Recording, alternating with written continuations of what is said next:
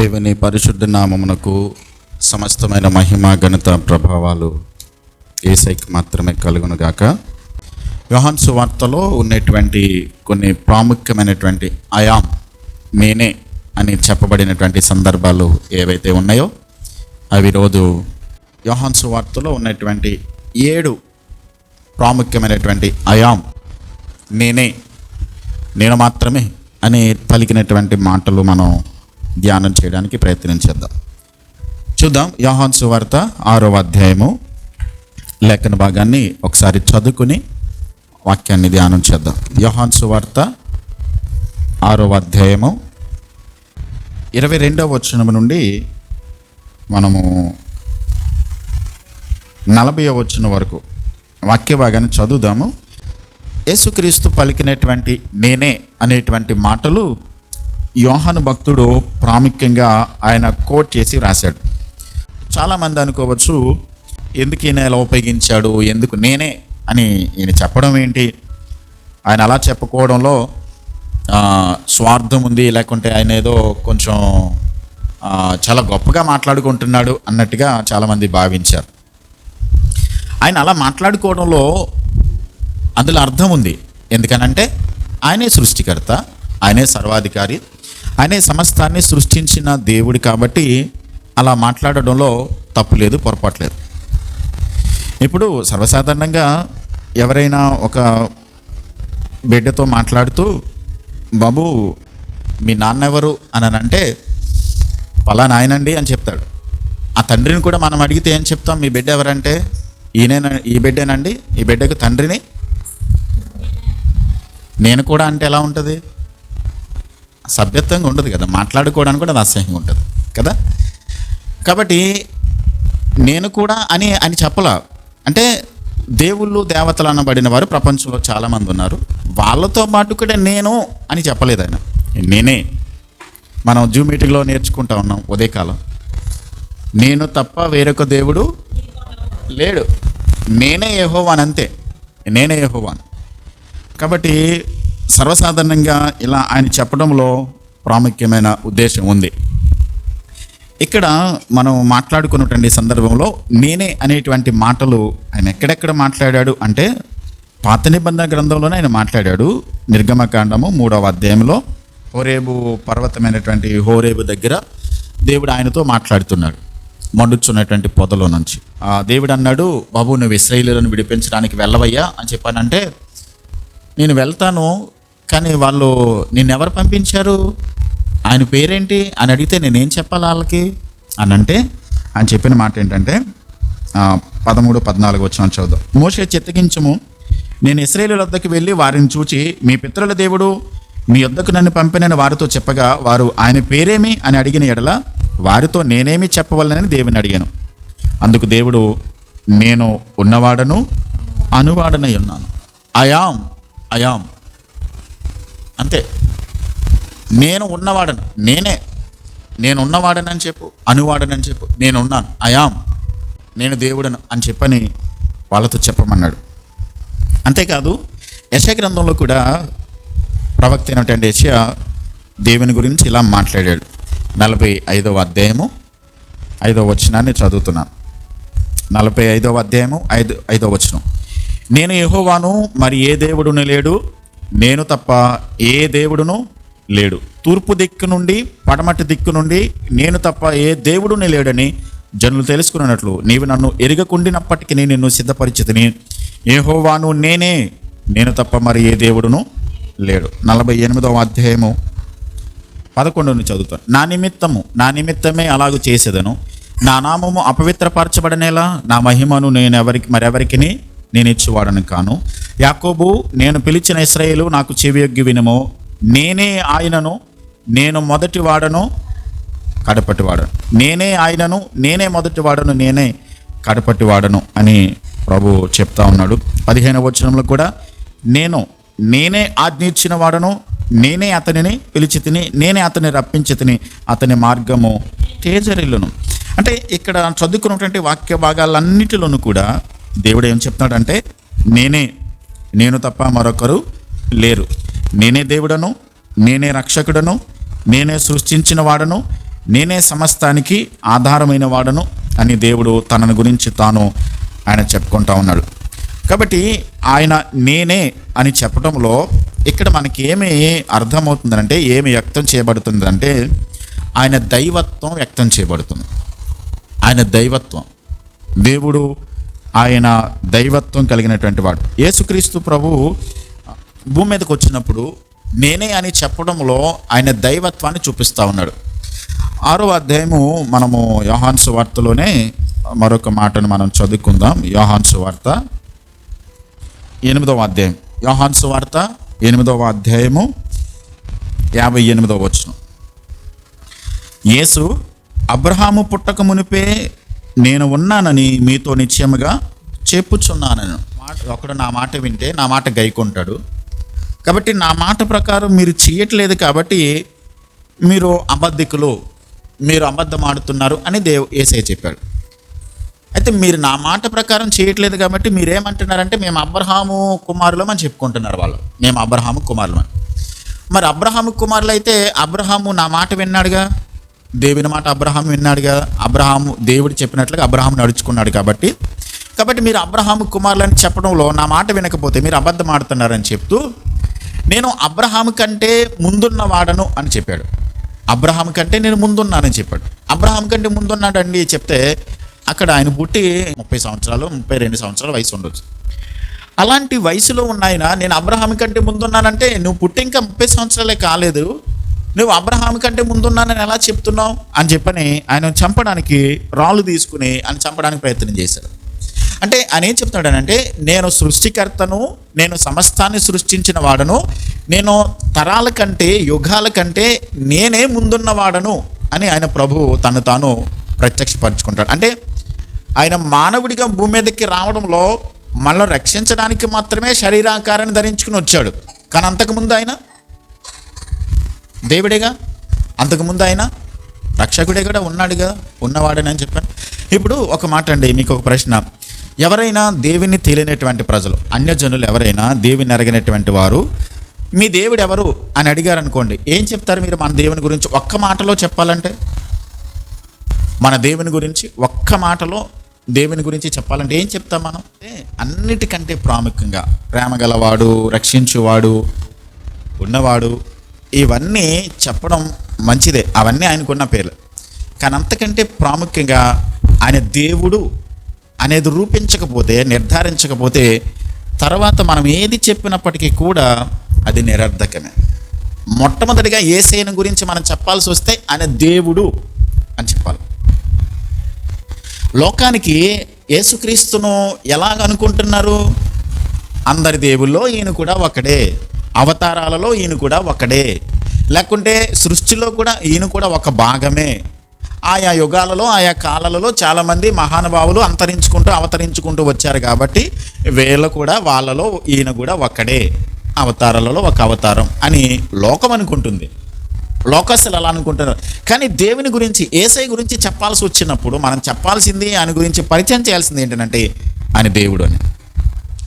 మనం అర్థం చేసుకోవాల్సింది ఏంటంటే మనలను రక్షించేవాడు దేవుడు కాకపోతే, మీరు గమనించండి, మన రక్షించేవాడు దేవుడు కాకపోతే ఆయన ఎలా రక్షిస్తాడు మనల్ని? అంతే కదా, రక్షించేవాడు దేవుడు కాకపోతే. ఇప్పుడు యేసుక్రీస్తు మానవుడిగానే వచ్చాడండి, ఆయన దేవుడు కాదండి అనుకుందాం, మానవుడిగానే వచ్చాడు. మరొక మనిషిని ఎలా రక్షిస్తాడు? అవసరం లేదు కదా, చాలామంది మనుషులు ఉన్నారు. కానీ ఆయన దేవుడు కాబట్టి, అందుకనే బైబిల్ గ్రంథం ఎప్పుడైనా మనం చదివేటప్పుడు పాత నిబంధన ప్రశ్నలను లేవనెత్తుతుంది, క్రొత్త నిబంధన వాటన్నిటికీ సమాధానం చెప్పుద్ది. పాత నిబంధన ప్రశ్నలను లేవనెత్తుతుంది, క్రొత్త నిబంధన వాటన్నిటికీ సమాధానాలు చెప్తుంది. ఇప్పుడు ఒక మాట చదువుదాం. యోబు గ్రంథము 9వ అధ్యాయము 32వ వచనాన్ని చదువుదాం. యోబు గ్రంథము 9వ అధ్యాయము 32వ వచనం. ఆయన నావలే నరుడు కాడు, నేను ఆయనతో వ్యాజ్యమాడజాలను, మేము కలిసి న్యాయ విమర్శలోకి పోలేము, మా ఇద్దరి మీద చెయ్యి ఉంచదగిన మధ్యవర్తి మాకు లేడు. అంటే ఇప్పుడు మధ్యవర్తి ఎందుకు అవసరం అండి? మధ్యవర్తి ఎందుకు అవసరం? ఇద్దరు మనుషులను విరోధం వచ్చింది, గొడవ అయింది, వాళ్ళిద్దరిని కలపడానికి కదా. ఇప్పుడు దేవునికి మనకి గొడవ అయ్యింది. దేనిని బట్టి? మనం చేసిన పాపాన్ని బట్టి దేవునికి మనకి సంబంధం తెగిపోయింది. ఇప్పుడు దేవునితో మనల్ని కలపాలంటే మధ్యవర్తిగా యేసు ప్రభు వచ్చాడు. కాబట్టి యేసు ప్రభు ఏమై ఉండాలి? దేవుడై ఉంటే సరిపోతుందా? మరి మనం మనుషులం కదా, దేవుడిగా వస్తే రక్షించలేడు. ఈవెన్ మానవుడిగా వచ్చిన మనలను రక్షించలేడు. మానవుడిగా వచ్చినా, కేవలం ఒక దేవుడిగానే వచ్చినా రక్షించలేడు ఆయన. అటు దేవుడై ఉండాలి, ఇటు మానవుడై ఉండాలి. అందుకనే ఆయన దైవ మానవుడయ్యాడు. అందుకని ఇప్పుడు ఆయన దేవుడు కాబట్టి దేవుని మీద చేయవేయగలడు, ఇటు మానవుడు కాబట్టి మనిషి మీద కూడా చేయవేయగలడు. అందుకని దైవ మానవుడు మధ్యవర్తిగా వచ్చాడు. అందుకని ఇక్కడ ఏమంటే మా ఇద్దరి మీద, అంటే దేవుని మీద మానవుని కూడా చేయవేయగలిగిన వాడు మాకు లేడు అని అంటున్నాడు ఇక్కడ యోబు గ్రంథంలో. ఆయనే మానవుడిగా, దైవ మానవుడిగా భూమి మీదకి వచ్చి అటు దేవుని మీద, అంటే దేవునితో సమానంగా ఉండగలడు, అదే సందర్భంలో మానవుడు కాబట్టి మానవుడితో సమానంగా ఉండగలడు. అంటే అందుకని దైవ మానవుడు అయ్యాడు. అర్థమవుతుందా? యేసుక్రీస్తు గురించి మనం పరిచయం చేయాల్సి వచ్చినప్పుడు ఆయన దేవుడు అని మనం పరిచయం చేయాలి. అందుకని ఆయన ఏమన్నాడంటే నేనే అని తనను తాను పరిచయం చేసుకున్నాడు. ఈ వచనాలు మనం ధ్యానం చేయడానికి మనం ప్రయత్నించేద్దాం. ఇక్కడ సందర్భంలో చదువుకున్న వాక్య భాగంలో యోహాను సువార్త 6వ అధ్యాయంలో మనం ఏం చదువుకున్నామంటే యేసు ప్రభు అంతకుముందే 5 రొట్టెలు 2 చిన్న చేపలు ఏం చేశాడంటే 5,000 మందికి ఆయన పంచిపెట్టాడు. 6వ అధ్యాయం మొదటి నుంచి మనం చదువుకున్నట్లయితే 14వ వచనం వరకు కూడా ఆయన 5 రొట్టెలు 2 చేపలు 5,000 మందికి పంచిపెట్టాడు. 5,000 మంది పురుషులు, వాళ్ళ భార్యలు ఒక్కొక్క 5,000 మంది, పిల్లలు కనీసం 2 లెక్క పెట్టుకున్న వాళ్ళొక 10,000 మంది, మొత్తం 20,000 మందికి ఆయన ఏం పెట్టాడు? 5 రొట్టెలు, వాటితోనే 20,000 మందికి ఆయన ఏం పెట్టాడు? భోజనం పెట్టాడు. ఈ అద్భుతం జరిగిన తర్వాత వాళ్ళు ఏమన్నారంటే యేసయ్యను రాజుగా చేద్దామనుకున్నారు. ఎందుకు రాజుగా చేద్దామన్నారు అని అనుకుంటే అక్కడ వాళ్ళ ఆలోచన ఏంటంటే ఇప్పుడు యూదులందరూ కూడా రోమా ప్రభుత్వం కింద వాళ్ళు అణిచివేయబడుతున్నారు. యూదులను వాళ్ళు లెక్క చేయరు రోమీలు. అందుకని రోమా ప్రభుత్వం అధికారం క్రింద ఉన్నటువంటి యూదులందరిని కూడా అణిచివేస్తూ వారిని ఏమాత్రం కూడా మాట్లాడనివ్వకోకుండా వాళ్ళ మీద అధికారం చెలాయిస్తున్నారు రోమీలు. ఇప్పుడు ఈయన గనక రాజు అయ్యాడు అనుకోండి, ఇప్పుడు ఈయనకి శక్తి ఉంది. ఒక 5 రొట్టెలు 2 చిన్న చేపలతోనే 5,000 మందికి ఆహారం పెట్టగలిగిన వాడు. అంతకుముందు చాలా అద్భుతాలు చేశాడు కదా ఆయన. కుంటివాడిని బాగు చేశాడు. బెతెస్దా కోనేరు దగ్గర 38 సంవత్సరాల నుంచి పక్షవాతంతో బాధపడుతున్న వ్యక్తిని బాగు చేశాడు. ఇదంతా వాళ్ళంతా విన్నారు. ఈయన అద్భుతాలు చేస్తున్నాడు, సూచక్రియలు చేస్తున్నాడు. కాబట్టి ఈయన రాజు అయితే రోమా ప్రభుత్వం కింద ఉన్నటువంటి మమ్మలను ఈయన విడిపించి రోమా ప్రభుత్వాన్ని పడగొట్టి మాకు ఈయన రాజుగా ఉంటే మాకు మంచి జరుగుతుంది అని చెప్పని వాళ్ళు ఏం చేశారంటే యేసయ్యను రాజుగా చేద్దామని చెప్పని అంటే ఆయన ఒప్పుకోల. చూడండి 15వ వచనం, 6వ అధ్యాయము 15వ వచనం, యోహాను సువార్త 6వ అధ్యాయం 15వ వచనం. రాజుగా చేయుటకు వారు వచ్చి తన్ను బలవంతముగా పట్టుకొనబోచున్నారని యేసు ఎరిగి మరలా కొండకి ఏం చేశాడు? ఆయన ఒంటరిగా వెళ్ళిపోయాడు, అంగీకరించాల. అంటే ఈ లోక సంబంధమైనటువంటి పరిపాలన చేయడానికి ఆయన రాలేదు. ఆయన వచ్చింది ఎందుకంటే దేవుని రాజ్యాన్ని కట్టడానికి వచ్చాడు. మనుషులలో దేవుని రాజ్యాన్ని స్థాపించడానికి వచ్చాడు ఆయన.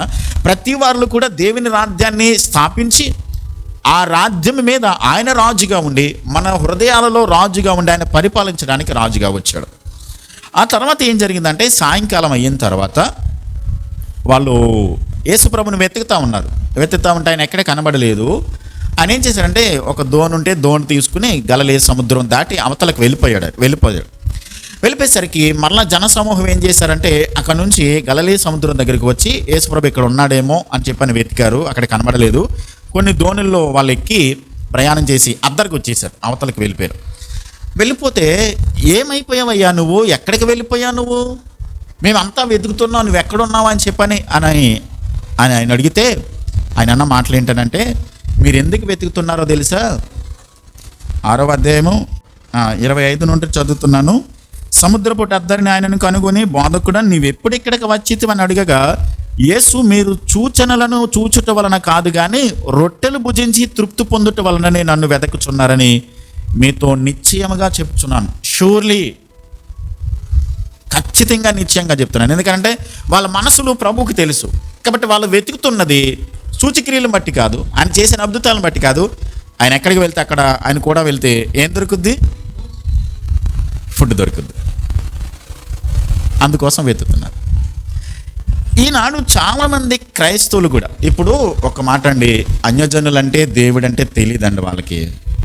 యేసు ప్రభు దగ్గర వాళ్ళు మొక్కుబడి చేసుకుంటారు, నాకు ఇది జరిగితే దేవుని దగ్గర ఇది కానుక వేసుకుంటానో, ఇంత సమర్పించుకుంటానో, చర్చికి వస్తానో, లేకుంటే ఏదో మొక్కుకుంటారు. వాళ్ళకి తెలియదండి. క్రైస్తవులు అయ్యుండి కూడా చాలామంది దేవుని నమ్మిన వారు కూడా ఇలాగే నమ్ముతున్నారు. చాలామంది ఇలాగే దేవుని దగ్గరికి వస్తున్నారు. అంటే ఆయన ఏదో మేలు చేయాలి, ఏదో నాకు ఉపకారం చేయాలి, ఏదో నాకు సహాయం చేయాలి, ఏదో సహాయం చేస్తేనే ఆయన దేవుడిగా, లేకుంటే ఆయనను ప్రభువుగా. ఈరోజున చాలామంది అబద్ధ బోధకులు కూడా అలాగే ప్రకటిస్తున్నారు. చాలామంది బోధకులు ఎలా ప్రజలను ఆకర్షిస్తున్నారు? యేసయ్య దగ్గరికి రండి, మీకు వ్యాధులు పోతాయి. యేసుప్రభుని నమ్ముకోండి, మీకు కోర్టు కేసులు కొట్టేస్తాడు. యేసుప్రభుని నమ్ముకోండి, మీకు చాలా ధనం కలుగుద్ది. యేసుప్రభుని నమ్మకండి, మీరు ఆస్తిపరులు అవుతారు. అంటే తాత్కాలికమైన వాటి కోసమే ప్రభుని నమ్ముకోవడం. అంటే ప్రజలను అలాగే ఆకర్షిస్తూ ఉన్నారు. దేవుని నమ్ముకునేటువంటి మనము ఒక్క మాట అండి, నిర్గమకాండం మనం నేర్చుకుంటున్నాం కదా, నేనే దేవుడను, నేనే తప్ప వేరొక దేవుడు లేడు. కాబట్టి పైన ఆకాశం అందు కానీ క్రింద భూమి అందు కానీ దేని రూపాన్ని నువ్వు చేసుకోకూడదు, వాటిని పూజించకూడదు, వాటికి సాగిలపడకూడదు అని ప్రభు ఖచ్చితంగా చెప్పాడు. ఆయనకు మాత్రమే ప్రథమ స్థానం ఇచ్చి ఆయనను మాత్రమే మనం మొదటి స్థానంలో పెట్టుకుంటే మనకు కావలసిన ప్రతిదీ మనం అడగనవసరంలా ఆయన ఇస్తాడు, ఆయనకి తెలుసు. కానీ ఆయన వాక్యానుసారంగా మనం జీవించడం మనకి చేతనైతే మనకు అవసరమైన ప్రతిదీ కూడా ఆయన సమకూర్చి పెడతాడు.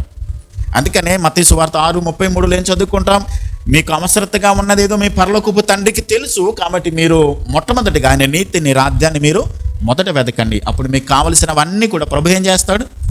ఇస్తాడు. ఆయన నీతిని, ఆయన రాజ్యాన్ని వెతుకున్నప్పుడు కావలసిన ప్రతిదీ ప్రభు ఇస్తాడు. కాబట్టి మనం చేయాల్సింది ఏంటంటే, ఆయన ఏదో చేస్తాడని కాదు, ఆయన ఏదో నాకు ఇస్తాడని కాదు, ఆయన ఏదో నాకు జరిగిస్తాడని కాదు, ఆయన దేవుడు కాబట్టి మనం నమ్మాలి. ఎందుకని? ఆయన దేవుడు కాబట్టి నన్ను రక్షించగలడు, ఆయన దేవుడు కాబట్టి నాకు ప్రాయశ్చిత్తం చేయగలడు, ఆయన దేవుడు కాబట్టి సర్వం మీద కూడా ఆయన అధికారం కలిగిన వాడు, నాకు నిత్య జీవాన్ని ఇవ్వగలిగిన దేవుడు ఆయనే. కాబట్టి అందుకు మనం ఏం చేయాలి? దేవుణ్ణి నమ్మాలి. ఇప్పుడు ప్రభు ఏమంటాడంటే, మీరు ఈ క్షయమైపోయేటువంటి ఆహారం కొరకు మీరు కష్టపడకండి, అంటే దానికోసమే మీరు ప్రయాసపడకండి. ఈ ఆహారం ఎవరైనా ఇస్తారు, కానీ నేను ఇచ్చేటువంటి ఆహారము నిత్య జీవం అంటే ఆహారం. అంటే అది క్షయమయం కాదు, అక్షయమైంది. అంటే దేవుడిచ్చేటువంటి జీవాహారము నేనే అని ప్రభు చెప్పడంలో ప్రాముఖ్యమైన అర్థం ఏంటంటే, ఈ లోకంలో బ్రతకడానికి మీరు తినేటువంటి ఆహారం ఏదైతే ఉందో అదేమవుతుంది? క్షయమైపోతుంది. మనం ఉదయం తిన్న తర్వాత మరుసటి రోజుకి అది బహిర్భూమిలోకి వెళ్ళిపోతుంది. ఇప్పుడు మనం కూడా ఫుడ్ ఏదన్నా ఫ్రిడ్జ్లో స్టోర్ చేసుకుంటే ఒక 4-5 రోజులు, వారం రోజులు ఉంటుంది. 10 రోజులు అలాగే పెట్టిస్తే ఫ్రిడ్జ్లో పెట్టినా కూడా అది పాడైపోతుంది.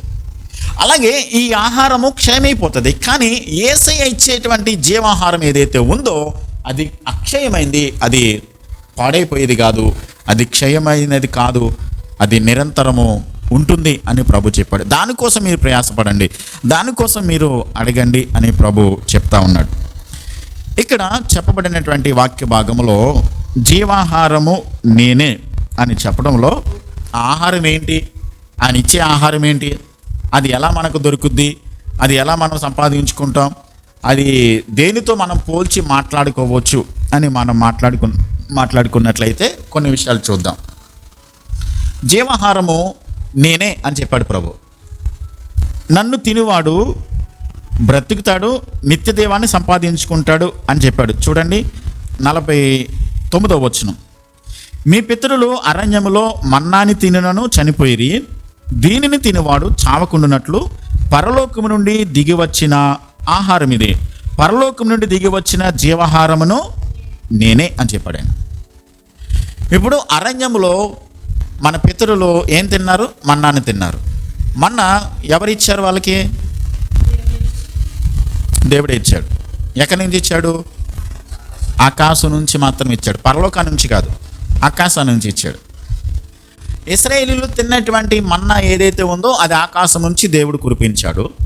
కానీ పరలోకం నుండి తండ్రి అయిన దేవుడు ఒక ఆహారాన్ని పంపించాడు, అది తండ్రి అయిన దేవుడు మాత్రమే ఇచ్చాడు.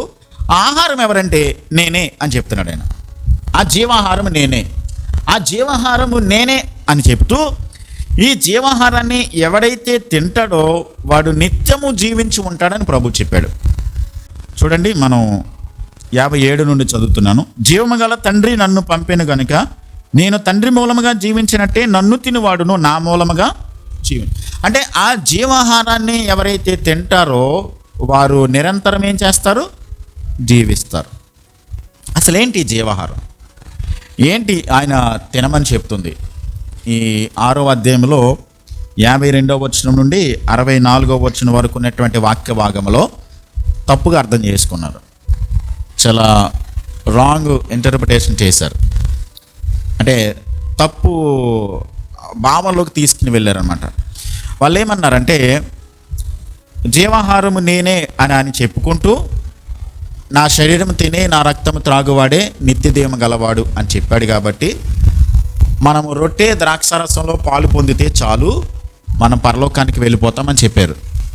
నిజమేనంటారు? అది కాదు. రొట్టె ద్రాక్షరసం అన్నది దేవునితో మనం సంబంధంలోనికి రావడానికి, సహవాసంలోనికి రావడానికి, ఆయనతో సహవాసాన్ని కలిగి ఉండడానికి ఇచ్చినటువంటి ఒక పద్ధతి సంఘంలో దేవుడిచ్చింది. ఇది అందరూ తినకూడదు, అందరికి ఇవ్వం. మనం ఎవరికి ఇస్తాం?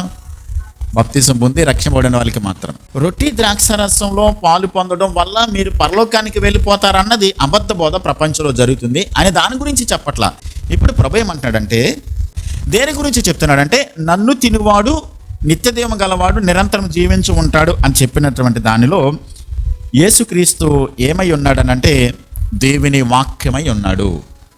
జీవాహారము అని అంటే దేవుని వాక్యమే యేసుక్రీస్తు. ఆ జీవము అనేది ఎలా వచ్చిందనంటే మనలో దేవుడు మనలను 3 భాగాలు కలిగిన వ్యక్తులుగా సృష్టించాడు. ప్రాణము, ఆత్మ, శరీరం. 3 ఉన్నాయి కదా. ప్రాణం ఎక్కడ ఉంటుంది? మన రక్తంలో ఉంటుంది. శరీరం మనకు కనబడతా ఉంది. లోపల ఈ శరీరము అంటే లోపల ఉన్నటువంటి ఆత్మ బ్రతకడానికి, జీవించడానికి దేవుడు పెట్టినటువంటి ఒక బాక్స్ లాంటిది ఈ శరీరం. లోపల జీవం ఉంది. అది జెడ్ఓయి అనేటువంటి పదం ఉపయోగించబడింది. జోయ్ అనేటువంటి పదం. ఈ జోయ్ అనేటువంటిది దేవునిలో ఉన్నటువంటి జీవము దేవుడు మనలో పెట్టాడు. ఎక్కడొచ్చింది అది? ఆదికాండము 1వ అధ్యాయము 26వ వచనంలో దేవుడు నేలమంటితో నరుని నిర్మించి వాని నాసికారంధ్రములలో జీవవాయువును ఊదగా. జీవవాయువుని అంటే దేవుడు తన ఊపిరిని మనలో ఊదాడు. ఇప్పుడు మనలో ఉన్నటువంటి ఆత్మ ఎవరు పెట్టిన దీపము? దేవుడు పెట్టింది. ఇప్పుడు మనలో ఉన్నటువంటి ఆత్మ ఎవరితో సంబంధించింది? దేవుని ఊపిరి మనలో ఉంది కాబట్టి మనం జీవించగలుగుతున్నాం, మనం బ్రతుకుతున్నాం. లోపల ఉన్న ఆత్మ బ్రతకడానికి దేవుడు పెట్టినటువంటి ఒక బాక్స్ ఈ శరీరము. ఇది ఎలాగ విడిచిపెట్టి వెళ్ళిపోతాం, కానీ లోపల ఉన్నటువంటి జీవం మాత్రం దేవునికి సంబంధించింది. అందుకనే మనం ప్రసంగి గ్రంథం 11వ అధ్యాయము 9వ వచనంలో ఏం చదువుకుంటామంటే మన్నైనది వెనుకటి వలె మన్నైపోయినో ఆత్మ తాను దయచేసిన దేవుని వద్దకు వెళ్ళిపోతుంది కదండి. చనిపోయిన సందర్భంలో మనం మాట్లాడతాం. అంటే దేవుడు ఇచ్చినటువంటి ఆయన జీవం ఏదైతే ఉందో ఆయన దగ్గరికి వెళ్ళిపోతుంది.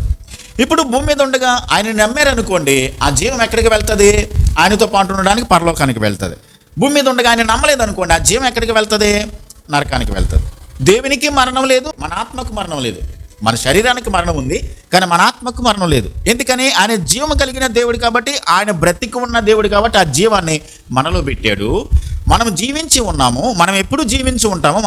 ఆత్మ సంబంధంగా. దేవుని నమ్మితే పరలోకంలో జీవించి ఉంటాం, దేవుని నమ్మకపోతే నరకానికి వెళ్తాం. అక్కడ ఆత్మ కూడా చనిపోదు, యుగయుగాలు తరతరాలు మండుతూ ఉంటుంది.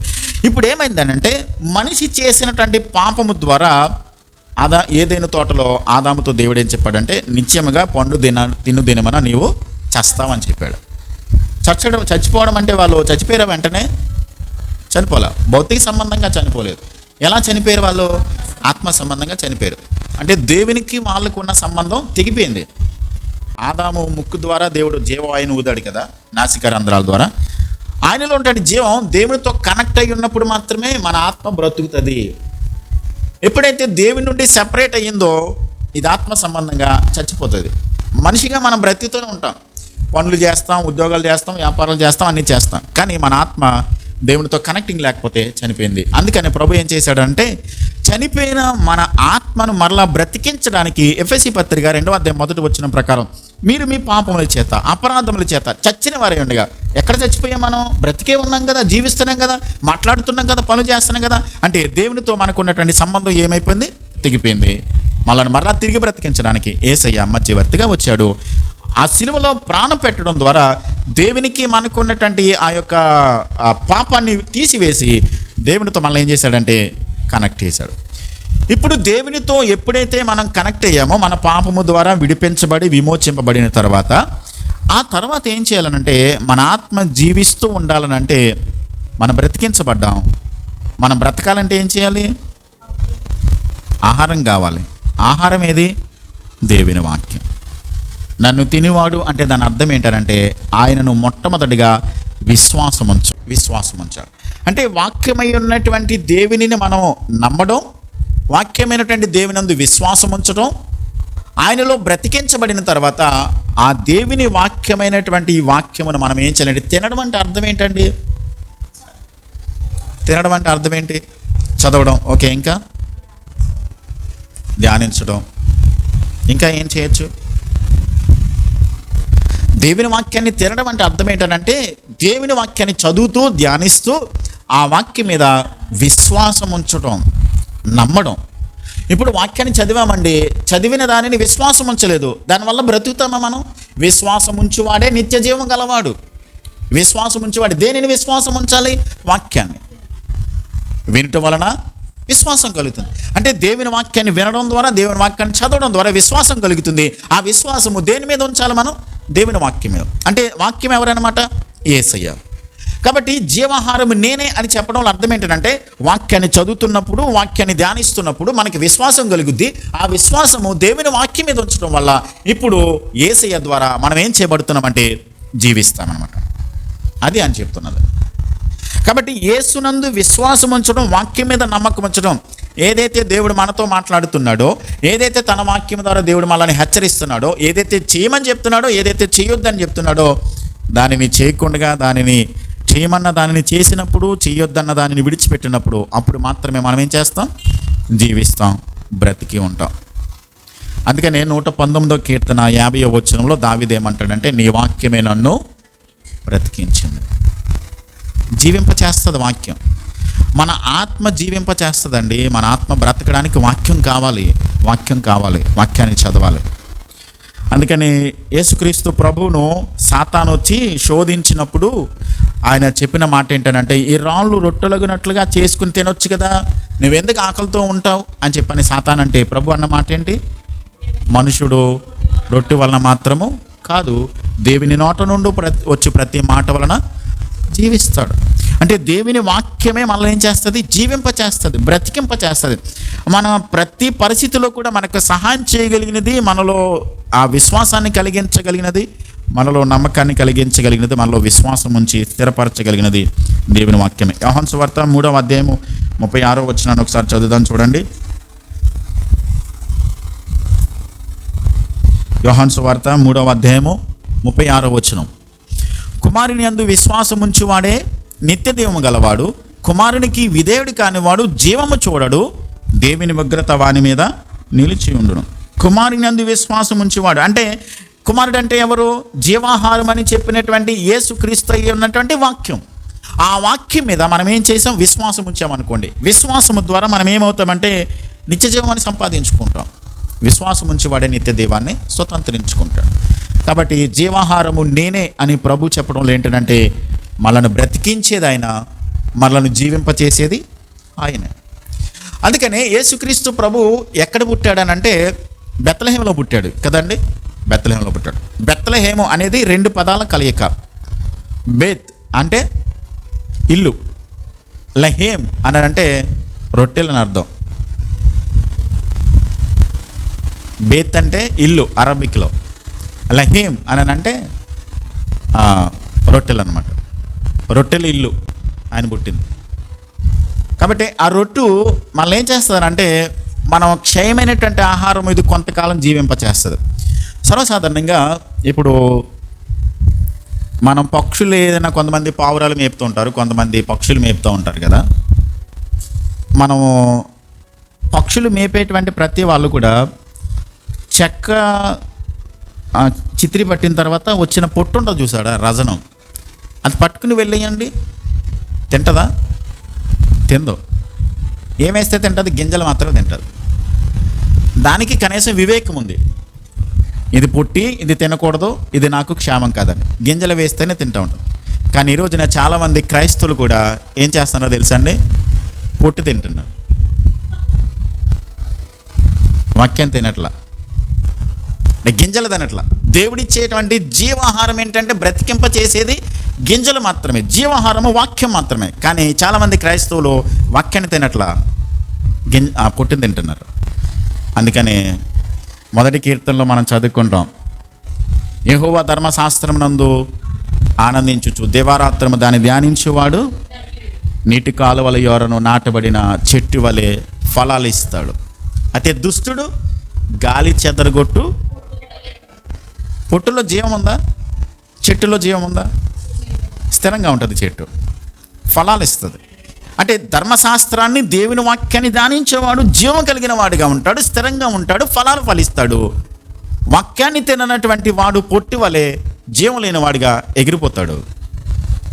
అందుకనే మత్తయి సువార్త 7వ అధ్యాయంలో ప్రభు చెప్పాడు, ఈ నా మాటలు విని వాటి చొప్పున చేయు ప్రతివాడు బండ మీద తన ఇల్లు కట్టుకున్న బుద్ధిమంతుని పోలి ఉంటాడు. వాన వచ్చిన, వరద వచ్చిన, గాలి విసిరి ఆ ఇంటి మీద కొట్టాను, కానీ ఆ ఇల్లు పడలేదు. ఎందుకని? ఎక్కడ కట్టబడింది? బండ మీద. కాబట్టి మనకి విశ్వాసికి ప్రామాణికమైనది ఏంటన్నమాట? వాక్యమే, వాక్యమే. అందుకనే మనకు సమస్య రాగానే మనము వెళ్ళవలసింది, ఆధారపడవలసింది దేని మీద? వాక్యం మీద. మీకు మనసు బాగాలేదండి, చాలా గజిబిజిగా ఉంది, చాలా అలజడిగా ఉంది, మనసు ఏదో ఏదో బాగాలేదనుకోండి, మీరు చేయాల్సింది ఏంటంటే బైబిల్ తీయండి, బైబిల్ చదవండి, సొల్యూషన్ మీకు దొరికిపోద్ది. ఇంకొక నా అనుభవంలో నేను చెప్తున్నాను, ఏదైనా సమస్య వచ్చినప్పుడు, మైండ్ సరిగా లేనప్పుడు, ఏం చేయాలో అర్థం కానప్పుడు వాక్యాన్ని చదివితే ఆ సమస్యకు తగ్గట్టుగా వాక్యమే ఓపెన్ అయ్యేటువంటి పరిస్థితులు నాకు చాలా సందర్భాలు ఎదురైంది. కరెక్ట్గా అక్కడ ఏదైతే జరుగుతుందో దానికి రిలేటెడ్గా, దానికి సంబంధించినటువంటి వాక్యం వస్తుంది. అంటే దేవుడు మనకి సొల్యూషన్ వాక్యంలో చూపిస్తాడు. అది చేరి చాలామంది అదే సమస్య రాగానే ఫోన్ తీసుకుంటారు, అందరికీ ఫోన్ చేస్తారు, ఇది ఎలాగ బయటికి రావాలో నలుగురికి చెప్తారు. అక్కడ సొల్యూషన్ దొరకదు. ఎందుకంటే వాళ్ళు పొట్టు తింటున్నారు, వాళ్ళలో జీవం లేదు. దేవుని వాక్యంలో జీవం ఉంది. మనుషులను ఆశ్రయించొద్దు, మనుషుల సలహా తీసుకోవద్దు, మనుషుల యొక్క కౌన్సిలింగ్ దగ్గరికి వెళ్ళొద్దు అన్నది నా ఉద్దేశం కాదు. అంటే వెళ్ళొచ్చు, ఎప్పుడు? దేవుని వాక్యం తర్వాతే, దేవుని సన్నిధి తర్వాతే. దేవుని మొట్టమొదటిగా మనం వెతకాల్సింది సమస్యకు పరిష్కారాన్ని దేవుని దగ్గర మాత్రమే. దేవుడు మనను బ్రతికిస్తాడు, దేవుడు మనను సహాయం చేస్తాడు. దేవుని వాక్యం ఏం చేస్తుందో చూద్దాం. 2వ తిమోతి పత్రిక 4వ అధ్యాయం 18వ వాక్యం. 2వ తిమోతి పత్రిక 4వ అధ్యాయం 18వ వచనం. ప్రభు ప్రతి దుష్కార్యము నుండి నన్ను తప్పించి తన పరలోక రాజ్యమునకు చేర్చినట్లు నన్ను రక్షించును, యుగయుగములకు ఆయనకు మహిమ కలుగును గాక, ఆమేన్. ఏమంటాడంటే పౌలు గారు తిమోతికి రాస్తా ఉన్నాడండి. సంఘానికి కాపరిగా ఉన్నాడు ఈయన ఎఫెసీ పట్టణంలో. అక్కడ చాలా సమస్యలు ఉన్నాయి. ఆయన అక్కడికి వెళ్ళి సమస్యలు చూసిన తర్వాత సేవ వదిలేసి వెనక్కి వెళ్ళిపోదాం అనుకున్నాడు. డిసైడ్ అయిపోయాడు తిమోతి గారు. ఎందుకు వచ్చిన యవనస్తుడండి ఈయనేమో. పౌలు గారేమో చాలా వయసులో అనుభవం కలిగిన వాడు, వాక్యం అనుభవం ఉంది. అక్కడికి వెళ్ళిన తర్వాత ఈ సమస్యలన్నీ చూసి ఎందుకు వచ్చిన తలకాయ ప్రభా, వీళ్ళతో నేను పడలేనని చెప్పని వెళ్ళిపోదాం అనుకున్నాడు. అప్పుడు ఈ పత్రిక రాసి ఏం చెప్తున్నాడంటే, తిమోతి నువ్వు ధైర్యంగా ఉండు, అన్ని విషయాలలో మితంగా ఉండు, సువార్త ప్రకటించు, సమయమందును అసమయమందును దేవుని వాక్యాన్ని బోధించు, అలసిపోకు, శ్రమపడు, ప్రయాసపడు, దేవుడు నీకు ప్రతిఫలాన్ని ఇస్తాడు అని చెప్తున్నప్పుడు ఆయన ఏం చెప్తున్నాడంటే, ప్రభు ప్రతి దుష్కార్యము నుండి నన్ను తప్పించి ఎక్కడికి తీసుకుని వెళ్తాడు? పరలోక రాజ్యానికి. ప్రభు అంటే అక్కడ యేసుక్రీస్తు. యేసుక్రీస్తు అంటే ఎవరు? వాక్యం. వాక్యం మళ్ళీ ఏం చేస్తుంది అంటే మనను నిత్యదేవానికి, దుష్టత్వం నుంచి ఏం చేస్తుంది? తప్పిస్తుంది. దుష్కార్యం నుండి మనం చెడ్డ పని చేయాలి, లేకుంటే చెడ్డ ఆలోచన మనకు వస్తున్నప్పుడు దాని నుండి మనం తప్పించేది దేవుని వాక్యమే. దశలోనికి 2వ పత్రిక 3వ అధ్యాయం 3వ వచనం. 2 Thessalonians 3:3. దశలోనికలకు రాసిన 2వ పత్రిక 3వ అధ్యాయం 3వ వచనం. అయితే ప్రభు నమ్మదగిన వాడు, ఆయన మిమ్మును స్థిరపరిచి దుష్టత్వము నుండి కాపాడును.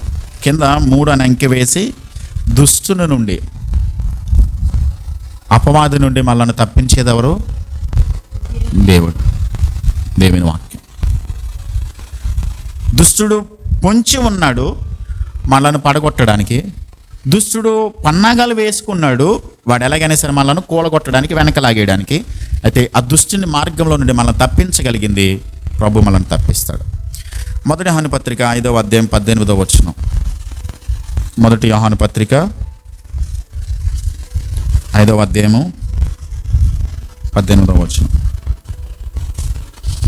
దేవుని మూలముగా పుట్టి ఉన్నవాడెవడునో పాపము చేయడని ఎరుగుదుము. దేవుని మూలముగా పుట్టినవాడు తన్ను భద్రం చేసుకును గనుక దుష్టుడు వానిని ముట్టడు. కాబట్టి దేవుని వాక్యము అనేటువంటి బీజము మనలో ఉంటే గనక, దేవుని వాక్యము అనేది మనలో భద్రంగా ఉంచుకుంటే గనక పాపం చేయకుండా ఉండగలుగుతాం. 1 యోహాను పత్రిక 3వ అధ్యాయం 9వ వచనం. దేవుని మూలముగా పుట్టిన ప్రతి వానిలో ఆయన బీజము నిలుచును గనుక వాడు పాపము చేయడు.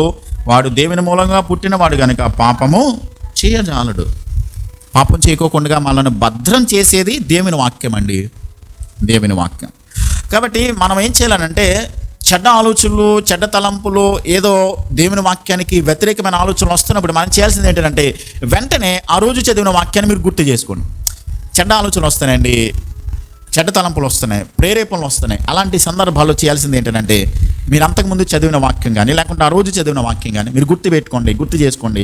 ఆ వచనాన్ని ఒకసారి మైండ్లోకి తెచ్చుకుంటే ఆ దుష్ట ఆలోచన ఏం చేస్తుందంటే, ఈ వాక్యము దానిని పారదోలుతుంది అన్నమాట. అది మనం చేయాలి. 138వ కీర్తన 6-7 వచనాల్లో కూడా, 138వ కీర్తన 6-7 వచనాలు. యెహోవా మహోన్నతుడైనను, ఆయన దీనులను లక్ష్యపెట్టును, ఆయన దూరము నుండి గర్విష్ఠులను బాగుగా ఎరుగును. నేను ఆపదలలో చిక్కుబడి ఉన్నను, నీవు నన్ను బ్రతికించెదవు. నా శత్రువుల కోపం నుండి నన్ను రక్షించుటకై నీవు నీ చేయి చాపెదవు. నీ కుడి చెయ్యి నన్ను రక్షించును. దేవుని వాక్యమే మనలను రక్షిస్తుంది, కాపాడుతుంది. అద్భుతాన్ని చేయగలిగేది, దుష్టత్వం నుండి కాపాడేది దేవుని మాట. అద్భుతాన్ని చేయగలిగేది దేవుని మాట. ఒక్కొక్క సందర్భంలో శతాధిపతి, ఆయన 100 మంది అధికారి, ఆయన దగ్గర ఒక దాసుడు పక్షవాతంతో బాధపడుతున్నాడు, అనారోగ్యం వచ్చింది. ఆ శతాధిపతి తన కింద 100 మంది ఉన్నారు కాబట్టి ఒకడికి ఆరోగ్యం బాగోపోతే ఇంటికి పంపించేసి వైద్యం చేయించుకుంటారా, తగ్గిన తర్వాత నయమైన తర్వాత రమ్మని చెప్పొచ్చు. శతాధిపతి అట్లా చేయలే, తన ఇంటి దగ్గరే పెట్టుకుని ఆయనకి వైద్యం చేయిస్తూ ఆయన బాగోగులు చూసుకుంటా ఉన్నాడు. అదే సందర్భంలో శతాధిపతి యేసయ్య గురించి విన్నాడు, ఆయన చాలా అద్భుతాలు చేస్తున్నాడు అని చెప్పని విన్నాడు. అయితే తన దగ్గర చాలా ప్రాముఖ్యమైన, పేరుగాంచినటువంటి ఒక ప్రముఖులైనటువంటి వారిని యేసయ్య దగ్గరికి పంపించి, నేను యూదులకు ఇలా ఒక సమాజ మందిరాన్ని కట్టించాను, ఆయన చాలా మంచివాడని నా గురించి ఆయనకి చెప్పండి. ఆయన వచ్చి నా దాసుని కొరకు ప్రార్థన చేస్తే, చేతులు ఉంచితే నా దాసుడు బాగుపడతాడు, ఆయన పిలవండి అని చెప్పని పంపించాడు అనమాట. పంపిస్తే వీళ్ళు వెళ్ళారు, ఆయనకి చెప్పారు. చెప్పిన తర్వాత, ఓహో శతాధిపత అన్యుడా. సర్వసాధారణంగా శతాధిపతులు అనేవాళ్ళు రోమా ప్రభుత్వానికి సంబంధించిన రోమీలు అనమాట. వాళ్ళు రోమీలు కాబట్టి, అధికారులు రోమీలు కాబట్టి, అన్యుడు కాబట్టి దేవుని మీద ఎంత విశ్వాసం ఉందా, నమ్మకం ఉందా అని చెప్పని ఆయన ఏం చేశాడంటే, వస్తూ ఉంటే దూరాన్ని చూశాడు. అప్పుడు మరికొంతమందిని పంపించి అని చెప్పండి, ఆయన నా ఇంటికి రావడానికి నేను యోగ్యుడని కాను, అర్హుడని కాను. ఆయన ఏమన్నాడు తెలుసా? మాట మాత్రం సెలవి, నా దాసుడు బాగుపడతాడు. ఒక్క మాట చెప్పి, నువ్వు అక్కడుండి ఒక్క మాట చెప్పు, నా దాసుడు బాగుపడతాడు. అంటే దేవుని మాట మనిషిని ఏం చేస్తుంది? జీవింపచేస్తుంది, బ్రతికిస్తుంది, అద్భుతం చేస్తుంది. దేవుని వాక్యము మన దుష్టత్వం నుండి కాపాడడం మాత్రమే కాదు, దేవుని వాక్యం ఏం చేస్తుంది అంటే అద్భుతాలు మన జీవితాలలో చేస్తుంది. లూకా సువార్త 5వ అధ్యాయంలో కూడా పేతురు ఒక రోజున చేపలు పట్టుకుంటూ ఉన్నారు. వాళ్ళు రాత్రి అంతా ప్రయాసపడ్డారు. వాళ్ళు ఉదయాన్నే యేసు ప్రభు గలిలే సముద్రం దగ్గరికి వచ్చిన తర్వాత కుడి వైపున వల వేయమన్నాడు. పేతురు అన్నాడు, ప్రభా మేము రాత్రంతా, పేతురికి ఏం కొత్త కాదు గలిలే సముద్రంలో చేపలు పట్టడం, చాలా సంవత్సరాలుగా చిన్నప్పటి నుంచి చేపలు పడతా ఉన్నాడు. ఎక్కడ వల వేస్తే చేపలు దొరుకుతాయో తెలుసు. కానీ ఆయనకి చెప్తున్నాడు యేసయ్య కుడివైపున వల వేయమని. నేను రాత్రంతా ప్రయాసపడ్డాను, అయినను నీ మాట చొప్పున వల వేస్తానన్నాడు. వల పగిలిపోయే విధంగా విస్తారమైన చేపలు పట్టగలిగాడు. శతాధిపతి దాసుడు మాట మాత్రం సెలవిస్తే చాలు నా దాసుడు బాగుపడతాడని చెప్పాడు, బాగుపడ్డాడు. ఒక్క మాట సెలవిస్తే చాలు, కుడివైపున వల వేస్తే విస్తారమైన చేపలు పట్టగలిగారు. కాబట్టి మనం అర్థం చేసుకోవాలి, దేవుని వాక్యము ఎంత శక్తివంతమైందో. దేవుని వాక్యం వల్లను బ్రతికిస్తుంది, దేవుని వాక్యం వల్లను జీవింపచేస్తుంది. కాబట్టి జీవాహారము నేనే అని అంటే ఆయనను మనము అంగీకరించటం. జీవాహారము నేనే అని అంటే అర్థం ఏంటంటే దేవుని వాక్యంతో సంబంధాన్ని కలిగి ఉండడం. జీవాహారము నేనే అని అంటే ఆయనతో సహవాసంలోనికి రావడం. ఈ 3 విషయాలు గుర్తుపెట్టుకున్నాను. దేవునిని అంగీకరించడం మొట్టమొదటిది. అందుకనే నా యందు విశ్వాసం ఉంచేవాడు వాడేం చేస్తాడు, నిత్యదేవం గలవాడు. అంటే దాని అర్థం ఏంటంటే నా యొద్దకు వచ్చేవాడు ఎన్నడూ ఆకలి కొనడని ప్రభు చెప్పాడు. ఆయన దగ్గరికి రావడం అంటే దాని అర్థం ఏంటంటే ఆయనను అంగీకరించడం. మనం ప్రభువుని అంగీకరించాం, ప్రభువుని తెలుసుకున్నాం. అయితే రెండవది మనం చేయాల్సింది ఏంటంటే ఆయన యందు విశ్వాసం ఉంచాలి. ప్రతి సందర్భంలో కూడా దేవుని వాక్యాన్ని ఏం చేయాలి, మనం నమ్మాలి, వాక్యం మీద విశ్వాసం ఉంచాలి. చదవడం, వినడం, ధ్యానించడం ఒక పద్ధతి అయితే ఆ వాక్యాన్ని నమ్మడం చాలా ప్రాముఖ్యం. కొంతమంది వాక్యాన్ని చదువుతారు, వాక్యాన్ని ధ్యానిస్తారు, వాక్యానికి టైం ఇస్తారు, కానీ దాన్ని నమ్మరు. సందర్భం వచ్చినప్పుడు ఆ దేవుడు అలా చెప్పాడు కానండి, ఇప్పుడు ఎలా జరుగుద్దండి, జరగదండి, ఎలా జరుగుద్ది అనండి. వాక్యమే కదా, వాక్యము మూలముగా ప్రపంచములు నిర్మించబడ్డాయి. హెబ్రీ పత్రిక 1వ అధ్యాయంలో ప్రపంచాలు నిర్మించబడ్డది దేవుని మాట ద్వారా. స్పోక్, ఆయన పలికాడు, ఇది కలుగుగా కన్నాడు, సమస్తం కూడా కలిగింది. ఆయన మాట ద్వారా సమస్తాన్ని సృష్టించాడు. మహత్తు గల మాట చేత ఆయన సమస్తాన్ని ఏం చేస్తున్నాడు, నిర్వహిస్తున్నాడు. ఆయన హెబ్రీ 1:3 ప్రకారం మహత్తు గల మాట చేత, ఆయన మాటే వాక్యం, ఆయన మాటే సత్యం. కాబట్టి ఆయన వాక్యము సమస్తాన్ని సెటరేట్ చేసేయగలదు, అన్నిటిని పరిస్థితులన్నీ కూడా సమర్థించేయగలదు, అద్భుతాన్ని చేయగలదు, లేని దానిని ఉన్నట్టుగా చేయగలదు, ఉన్నదాన్ని లేనట్టుగా చేసేయగలదు. కాబట్టి ఆయన మాట మీద మనం నమ్మకం ఉంచాలి. దేవుని వాక్యం ఏం చేస్తుందనంటే మన హృదయాలలో కొన్ని సందర్భాల్లో దేవునికి ఇష్టం కానటువంటివి ఇంకా పాతుకుపోయినట్లయితే హెబ్రీ పత్రిక 4:12 ప్రకారము దేవుని వాక్యము బలము గలదే, అది 2 అంచెలు గల ఖడ్గము గలదే, హృదయములను అంతరంగములను కీళ్లను మూలుగులను విభజించినంత మట్టుకు దూరుచు. మన మూలుగులలో కూడా దేవుని వాక్యము చొచ్చుకుని వెళ్ళిపోయి ఏం చేస్తుందంటే మన అంతరంగాలలో ఉంటున్న ప్రతి చెత్త చెదారం పనికిరానిదంతటిని కూడా బయటికి తీసుకొచ్చి మనల్ని పవిత్రపరిచేది దేవుని వాక్యం. కాబట్టి జీవాహారము నేనే అని అంటే యేసుక్రీస్తే జీవాహారం. ఆ యేసుక్రీస్తు ఎవరనంటే దేవుని వాక్యమే మనకు జీవాహారం. అందుకని ప్రభు అన్నాడు, నేనే జీవాహారాన్ని, నేను బ్రతికింపజేస్తాను. నా యందు విశ్వాసం ఉంచేవాడు నిత్యము జీవిస్తాడు, నా యందు నమ్మకం ఉంచేవాడు నిత్య దేవాన్ని స్వతంత్రించుకుంటాడు. అంటే దేవుని వాక్యాన్ని చదవడం, దేవుని వాక్యం మీద విశ్వాసం ఉంచడం, దేవునితో సంబంధాన్ని, సహవాసాన్ని కలిగి ఉండడానికి ప్రభు ఆయన జీవాహారంగా వచ్చాడు. అందుకని జీవమునిచ్చేవాడని నేనని ప్రభు చెప్పాడు. ఆ జీవము కలిగిన దేవుని మీద మనం ఆధారపడదాం, దేవుని యందు విశ్వాసం ఉంచుదాం, దేవుని మాట మీద మాత్రమే మన జీవితాన్ని కట్టుకోవడానికి ప్రయత్నించేద్దాం. దేవుని వాక్యం చదువుతున్నారు కదా అందరూ వ్యక్తిగతంగా, ప్రతిరోజు బైబిల్ చదవడం, ధ్యానించడం, ఆ రోజు దేవుని వాక్యాన్ని ఏదైతే దేవుడు మనతో మాట్లాడాడో ఆ మాటలను మన హృదయంలో పెట్టుకోవడం, మనం దాని ప్రకారం చేయడం. ఆ రోజు దేవుడు మనతో మాట్లాడినప్పుడు ఆ సమస్య రాగానే మనము దేవుని మీద పూర్తిగా ఆనుకోవడం, దేవుని మీద మనం ఆధారపడడం. వాక్యంలో దేవుడు వాగ్దానాలు ఇచ్చాడు కదండి, నేను ఎలా చేస్తాను, నీకు సహాయం చేస్తాను, నీకు తోడుగా ఉంటాను, నేను బలపరుస్తాను, నేను ఆదుకుంటాను, నీకు ఓదార్పునిస్తాను, ధైర్యాన్ని ఇస్తానని చెప్పాడు కదా. ఆ మాటలు ఒట్టినే కాదండి, ఒట్టినే పోవు. ఆదరిస్తానని చెప్పాడంటే ఆదరిస్తాడంతే. ఆయన మాట సెలవిచ్చాడు, అది జరుగుతుంది అన్నాడంటే జరుగుద్ది అంతే. దేవుడు చేస్తాడు అంటే ఆయనందు మన విశ్వాసం ఉంచాలి, నమ్మకం ఉంచాలి. కొన్ని సందర్భాల్లో దేవుని వాక్యాన్ని మనం నమ్మినప్పుడు మనం అడిగిన వాటిని కొన్నిసార్లు దేవుడు ఇవ్వకపోవచ్చు, అయినా కానీ ఆయన దేవుడు కాబట్టి ఆయన వాక్యం మీద మనం ఏం చేయాలి, విశ్వాసం ఉంచాలి, నమ్మకం ఉంచాలి, వాక్యాన్ని విడిచిపెట్టకూడదు. దేవుడి కార్యాలు చేస్తేనే ఆయన సజీవుడు, జీవం కలిగిన వాడు. దేవుడి కార్యాలు చేయకపోతే నా పట్ల చేయలేదు కాబట్టి ఆయన జీవం లేనివాడు కాదండి, అలా అనుకోకూడదు. ఆయన చేసినా చేయకపోయినా ఆయన జీవం ఉన్నవాడే. ఆయన ఎప్పుడు కూడా జీవించి ఉండే దేవుడే. కాబట్టి అలాంటి దేవుని మీద, జీవాధిపతి అయినటువంటి దేవుని మీద మనం ఆధారపడదాం. దేవుని వాక్యం మీదనే మన జీవితాన్ని కట్టుకుందాం. అలాంటి కృప దేవుడు మనందరికీ అనుగ్రహించునుగాక. ప్రార్థన చేద్దాం. ఒక నిమిషం మనం చెప్పబడిన వాక్యాన్ని బట్టి జ్ఞాపకం చేసుకుని దేవుని దగ్గర ప్రార్థన చేద్దాం, తీర్మానించుకుందాం. జీవాహారము నేనే అని ప్రభు చెప్పాడు. జీవింపచేసేది, బ్రతికించేది, మనలను శోధన నుండి తప్పించేది, మన జీవితాలలో అద్భుతాన్ని చేసేది, మన హృదయాలలో ఉన్నటువంటి పనికి రాని దానంతటిని కూడా తీసివేసి తొలగించి మనల్ని స్థిరపరిచేది దేవుని వాక్యమే. నేనే జీవాహారాన్ని, నేనే బ్రతికిస్తాను, నేనే జీవింపచేస్తాను.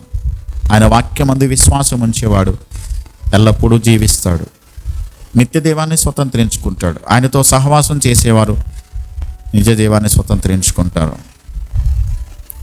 ప్రేమ కలిగిన మా ప్రియ పరలోకపు తండ్రి, కృపా కనికరములు కలిగిన గొప్ప దేవ, పరిశుద్ధుడు పరిశుద్ధుడని కోట్ల కొలది దూతలతో కొనియాడబడుతూ, స్తుతింపబడుతూ, ఆరాధింపబడుతున్నటువంటి దేవాతి దేవ, మీకు స్తోత్రాలు. మీ మాట జీవము కలిగినది, మీ మాట బ్రతికిస్తుంది, మీ మాట మమ్మలను జీవింపచేస్తుంది ప్రభా. మీ మాట ద్వారా సమస్తాన్ని మీరు కలిగించారు, మీ మాట ద్వారానే సమస్తాన్ని మీరు నిర్వహిస్తున్నారు ప్రభా. మీ మాట ద్వారా అన్నిటికీ మీరే ఆధారమై ఉన్నటువంటి గొప్ప దేవుడా, మీకు స్తోత్రాలు ప్రభా. మీ కృప, మీ దయ, మీ కనికరాన్ని బట్టి మిమ్మల్ని స్తుతించి గణపరిచి ఆరాధిస్తున్నాం. ప్రాముఖ్యంగా యోహాను సువార్తలో ఉన్నటువంటి నేనే అనేటువంటి మాటలు పలికిన యేసయ్య, మిమ్మల్ని గురించి మేము ధ్యానం చేస్తూ ఉన్నాం ప్రభా. మీరు జీవాహారం నేనే అనేటువంటి మాటను ఈ రోజున మేము ధ్యానం చేసాం. మమ్మలను బ్రతికించి మమ్మలను నిత్య దేవానికి తీసుకుని వెళ్ళగలిగినటువంటి జీవాహారం అయి ఉన్నటువంటి యేసయ్య, ఏ ఏ సందర్భాల్లో, ఏ ఏ విషయాలలో ప్రభా మీరు చెప్పిన మాటను మేము నమ్మకుండా, విశ్వాసం ఉంచుకోకుండా అవిశ్వాసాన్ని చూపించామో, మా అవిశ్వాసాన్ని, మా బలహీనతను, మా అవిధేయతను ప్రభా మీ దగ్గర ఒప్పుకుంటున్నాం ప్రభా. క్షమించండి, మీ కృపలో జ్ఞాపకం చేసుకునండి.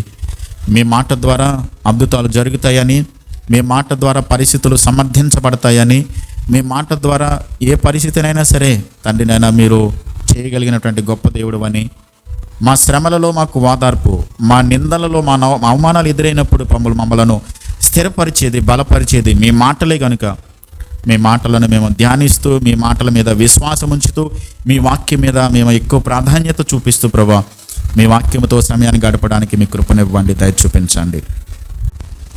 వాక్యాన్ని విన్న మీ బిడ్డలను స్థిరపరచండి ప్రభా. వాక్యానుసారంగా జీవించేటువంటి ధన్యత కూడా మీరు మాకు అనుగ్రహించండి. అలాగే దేవా తండ్రి నాయన, ఇంకా ఎవరైతే బలహీనంగా ఉన్నారో, సమస్యల్లో ఉన్నారో, ఇబ్బందుల్లో ఉన్నారో యేసయ్య, వారందరినీ కూడా మీరు ముట్టండి, స్వస్థపరచండి, మంచి ఆరోగ్యాలు ఇవ్వండి ప్రభా. కుటుంబాలలో ఇబ్బందులు, శోధనలు ఏవైతే ఉన్నాయో వాటన్నిటి నుండి ప్రభా మీరు విడుదల కలిగ చేసి సహాయం చేసి దీవించండి ప్రభా. ఈ సంఘాన్ని మీరు ఆశీర్వదించండి, సంఘ సరిహద్దులు విశాలపరచండి. అనేక మంది నూతన బిడ్డలను, నూతన ఆత్మలను, నూతన కుటుంబాలను ప్రభా ఈ సంఘానికి మీరు నడిపించండి. సంఘ సరిహద్దులు విశాలపరిచి స్థిరమైన స్థలాన్ని కూడా మీరు మాకు అనుగ్రహించి కృప చూపించమని ప్రార్థన చేస్తున్నాం తండ్రి నాయన. ప్రతి కుటుంబాన్ని మీరు దీవించి కాపాడండి. మరలా తిరిగి కలుసుకుని మీ వాక్యాన్ని ధ్యానించేంత వరకు మీ కృపలో భద్రపరిచి మేలు చేసి దీవించి మీ నామానికి మహిమ తెచ్చుకుని యేసయ్య నామంలో ప్రార్థించి వేడుచున్నాను మా పరమ తండ్రి, ఆమేన్. మన పరమ తండ్రి అయిన దేవుని ప్రేమయు, ప్రభు అయిన యేసుక్రీస్తు వారికి కృపయు, పరిశుద్ధాత్మ దేవుని సమాధానం సదాకాలం మనందరికి తోడై ఉండి కాపాడునుగాక. ఆమేన్, ఆమేన్.